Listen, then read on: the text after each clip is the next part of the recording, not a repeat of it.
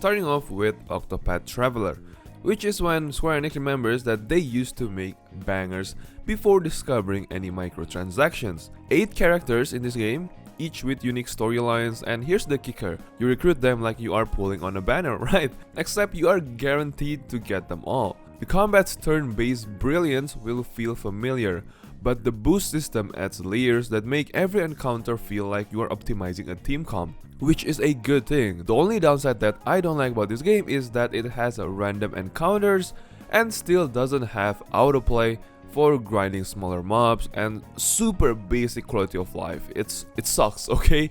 But the gameplay itself, it is very good. Storyline, it is very good, but I do recommend Octopath Traveler 2 for storyline. I don't remember having a very good time in Octopath Traveler 1 for storyline. So there you go. Plus the HD 2D art style is so gorgeous in this game.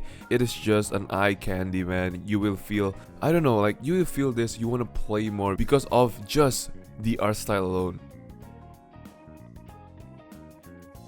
Next, number 9, it is Xenoblade Chronicles 3. Now, I do understand that this game is only on Nintendo, but hear me out, man. Xenoblade 3 understands the assignment, you know? 6 main party members plus a 7 quote-unquote hero slot. That's basically a friend support system like in most gacha games, right? You'll collect dozens of these heroes throughout your journey, each with unique classes. You can mix and match across your party too. It's team building on cocaine. Honestly, the game is also absolutely massive. Like, we're talking about 150 hours if you're a completionist, you know, and maybe 80 hours if you just wanna rush through the story and the gameplay. And which I know you are gonna be completely addicted to this game and you will get your money's worth than most gacha games, right? You know, it's better to spend money on a Switch and Xenoblade Chronicles 3 than gacha. Honestly, come on, man. Like, get your head in the game. Number 8, it is Fire Emblem Three Houses. Actually, just any Fire Emblem game is actually super good than the gacha game, the Fire Emblem Heroes, man. Fire Emblem Heroes, I know, pretty good, pretty okay, but nothing compares to the original game for Fire Emblem. Now, this is basically the strategy game minus the gacha, right? You are recruiting students like they are SSR units, managing their growth with skill inheritance that would make any FGO players weep with joy. And the permadeath system, man, that is just hardcore mode for masochists. I am not into that, but if y'all into that, then good for you. Also, the tea time minigame is essentially a dating sim, and don't pretend that you don't love those, okay? I know you waifu gooners out there. Plus, with 4 different routes, it got more replay value than waiting for your stamina to refill. So, I think that is pretty cool. So, try this game out. I know it is also on Nintendo, but you know, spending on Nintendo is more generous for you guys to yourself than spending $500 on one SSR unit. So I think that is a pretty good deal. Next is Chrono Trigger. I can guarantee that you will love this game. Look, if you haven't played Chrono Trigger yet, what are you even doing? This is the godfather of team compositions, okay? Double and triple tags make party synergy actually matter in ways modern gachas still struggle to replicate. And the multiple endings in this game, man, it adds to replayability, right? And the new Game Plus was basically the original way to flex your overpowered squad. And it is available on everything now, so no excuses. Get this game, try it out, and you will fall in love, and you will probably say that most of gacha games or turn-based gacha games are shit. Number 6, it is Nier Automata, man. This game hits very different. If you got 2B, who launched 8,000 gacha character designs, right? Because 2B is such a waifu. The chip system is essentially equipment optimizations in most gacha games, and this game just upgraded the equipment system on a whole nother level. And the multiple playthroughs with all different characters, man, it is just that good. I would say that this game is a masterpiece on its own. But I know most of you guys don't probably play this game a lot because you will probably play only once and then you will not play all the other playthroughs because, I don't know, it's basically almost the same, but also there's a different perspective on how you want to see the story of from all the characters, right? And this game is just worth every penny, man. Rather than spend your money on most gacha games, spend it on this game. All right, spend it on this game. Spend maybe 15 bucks, 20 bucks. I don't know what's your price in your country is, but yeah, it is around 15 to 20 bucks if it is on sale, and you will have a great time playing this game. And there is a reason why Nier Automata mobile game has released, because everyone loved this game, everyone want to play this game. It's just that it's not that accessible for third world country and whatnot. So yeah, Nier Automata is very popular, it is a very good game, it is a masterpiece, it is a 10 out of 10, and you will love this game. Trails of Cold Steel, or basically just all the series, right? The Trails series is just an amazing game. And I mean, if you think about it, it's just like you are collecting party members like Pokemon, or you know, pulling stuff from all the banners, right?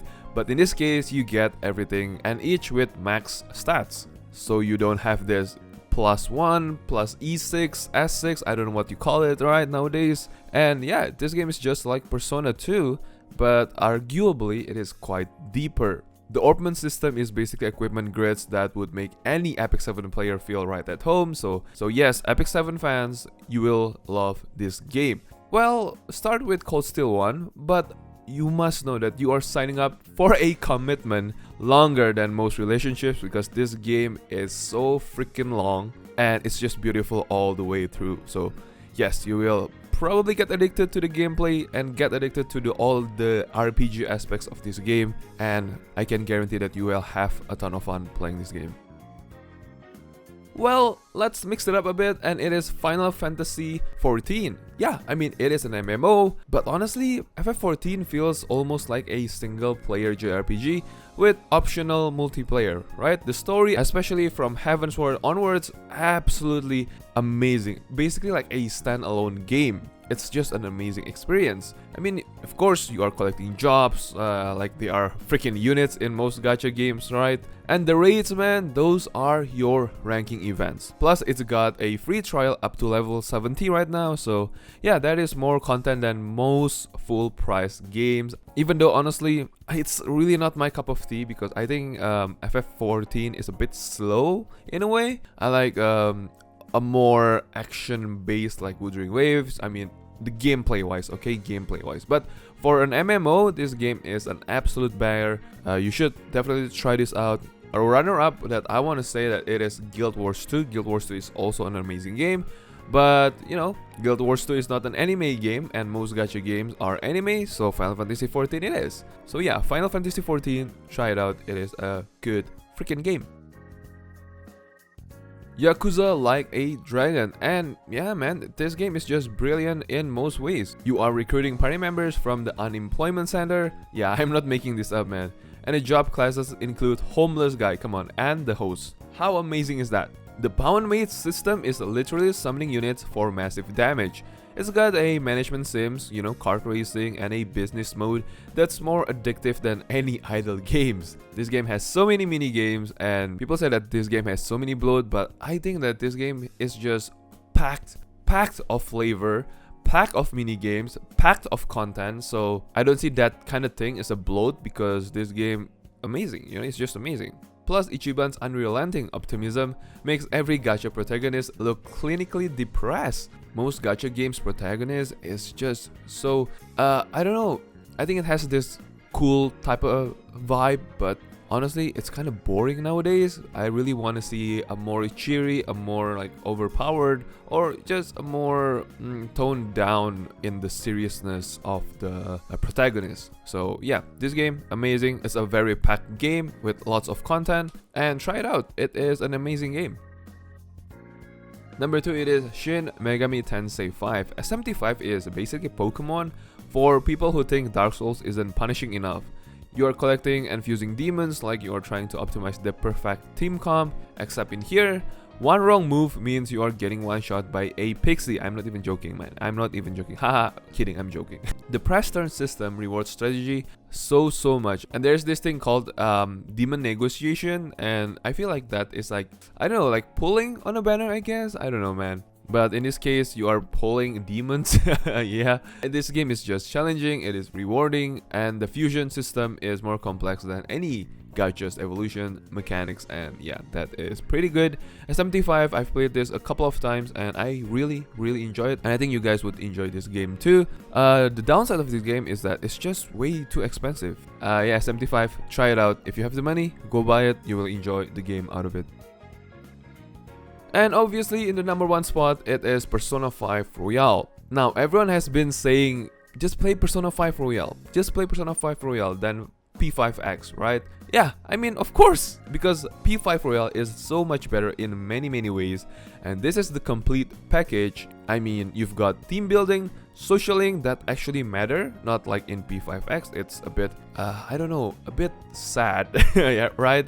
You have dungeon crawling, which is, of course, P5X also has that, but I think in P5X you have this progression block, right? In this game you don't have progression block, and in P5X I think the dungeon is a bit too long for my liking, and in this game the dungeon is long enough that you don't feel bored. You want to progress more and more, and a story that is really amazing. Well, the Persona fusion system is basically the same thing as in Persona 5 The Phantom X, but in here you don't need to, you know, collect all this stuff and whatnot. What I mean by that is that you don't need to collect all the materials to craft or to fuse one single persona, and in this game you just have to collect all of the persona and then you just fuse them, and then that's pretty much it.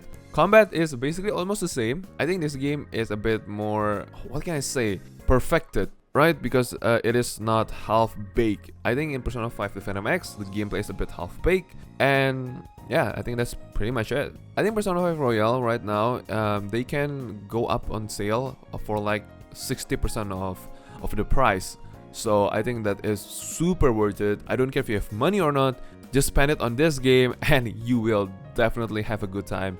And I can guarantee that you will play this game more than once.